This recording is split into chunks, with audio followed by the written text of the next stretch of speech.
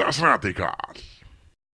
Now, whether you follow politics very passionately, like I do, or are just a casual observer, you are probably well aware of the fact that politicians very rarely like to admit to any mistakes that they may have made. So, I was extremely shocked, and I'm sure a lot of people were, when Katrín Jakobsdóttir, the Prime Minister of Iceland, admitted in Parliament that not holding a referendum on whether or not the country of Iceland should seek negotiating for possibly joining the EU back in 2009 was a mistake on her behalf. So back in 2009, the Social Democrats and the Left Greens had formed a majority coalition headed by Jóhanna Sigurðardóttir as Prime Minister, and Katrín Jakobsdóttir was at the time Minister of Education and Culture. So in case you didn't know, the Icelandic Social Democrats, or Samfylkingin, which means alliance, are Iceland's biggest cheerleaders for joining the EU. They had never before in their history had the highest amount of seats in Parliament, so of course they jumped at the opportunity to start negotiations to join the EU.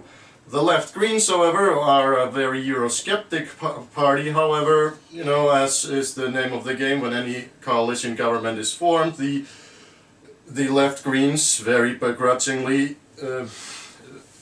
followed the lead of the Social Democrats and supported starting these negotiations. By the way, spoiler alert, these negotiations went nowhere.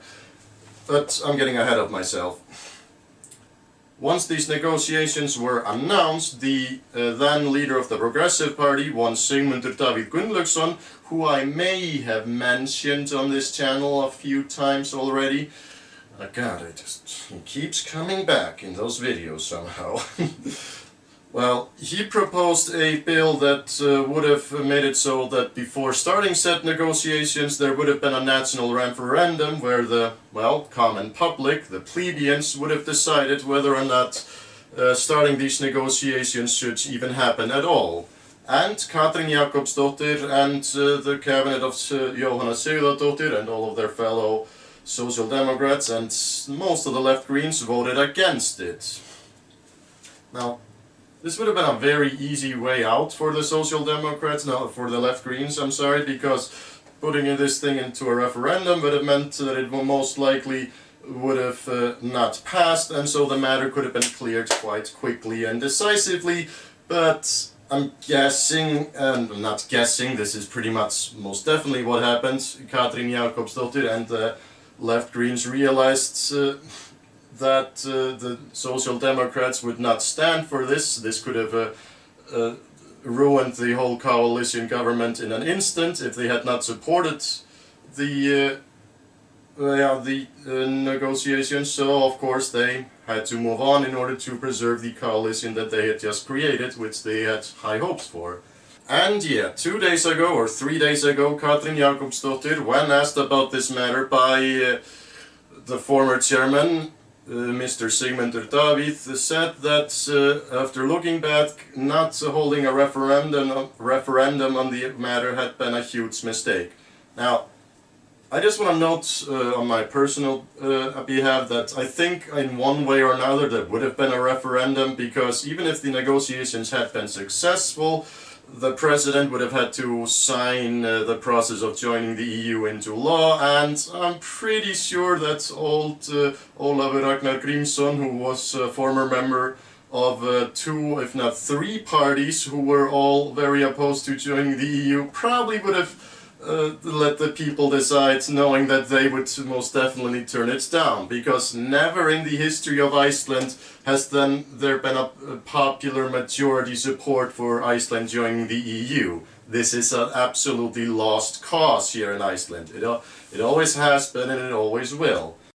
But still, I find it very admirable that Katrín would actually admit that looking back she did the wrong thing. And let's face it, the world would probably be a much better place if more politicians did that. So I want to at least give her credit for doing that. we just realized that there was a little bit of smut or something on the camera lens. I hope it wasn't noticeable. Oh, by the way, in case you were wondering why this particular vote of Katrín from 10 years ago was even brought up a few days ago, I don't know, Sigmundur Davíð brought it up. Yeah, he was to power when the negotiations were officially ended, which let's face it, they would have done so anyway, because, like I said, they were not going nowhere. But yeah, apparently Sigmundur Davíð has nothing better to do. I mean, he could always resign, that would be a possibility. I don't want to get into the whole Klaustur affair again, but yeah, anyway. Let's note for the record that he is the leader of a Eurosceptic party who is in a position of a government coalition hosted by 3 Eurosceptic political parties. So, yeah, so there's nothing going on there in terms of a disagreement on that front in the parliament right now. I mean, sure, the Social Democrats and the Liberals are still pushing for joining the EU one way or another, but yeah, lost cause, sorry. Anyway, I hope you found this video interesting and have a nice day. Das Radikal.